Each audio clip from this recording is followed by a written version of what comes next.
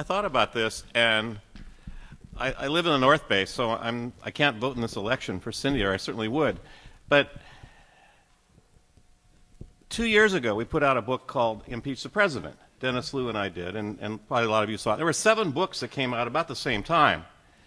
And Pelosi was the first one to really stand up and say, oh, we can't do that.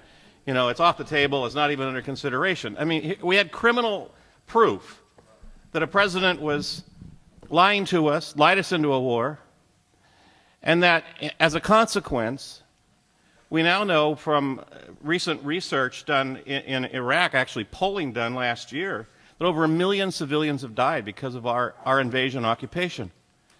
This is a huge number of people. I mean, this is on par with the numbers of people killed during the Rwanda genocide, and we're approaching the killing field level of Cambodia. I mean, this is a massive moral problem for the United States. And to say that, you know, and in a way that is clear and precise, it doesn't get talked about in the presidential race, doesn't get talked about on national television, doesn't get talked about in the corporate media. We have a truth emergency in the United States today.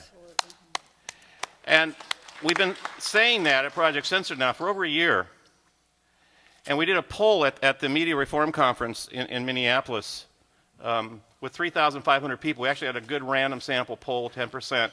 98% of the people there in Minneapolis at the Media Reform Conference agreed with the statement, there's a truth emergency in the United States.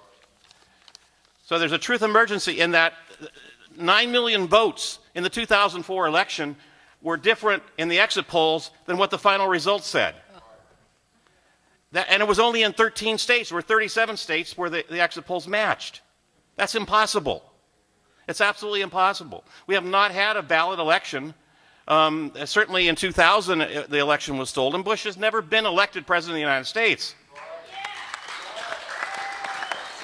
And that kind of conversation simply doesn't occur in corporate media. They just can't talk about it. They can't address questions of depleted uranium and the impacts it's having on the world, both in Serbia and Afghanistan and Iraq, the equivalent of 10,000 Nagasaki bombs now of radioactivity released in Iraq and Afghanistan.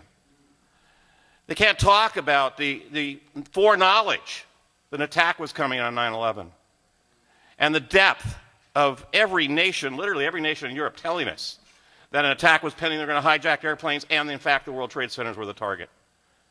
We knew all of that. So we have criminal culpability here at the highest levels. And, you know, maybe we'll change the title of our book to, you know, indict the former president at some point, but it's certainly there. In prison. So there's an incredible list of stories we're missing. We sent $20 billion the first year of the Iraq war, 9 of it's missing. We just sent cash, carloads of cash, and $9 billion is missing. We had 300 Iraq veterans testify on Pacifica Radio and Free Speech Television last spring about atrocities that were going on there. And it gets a back page coverage in the Metro section of the New York Times. That's it.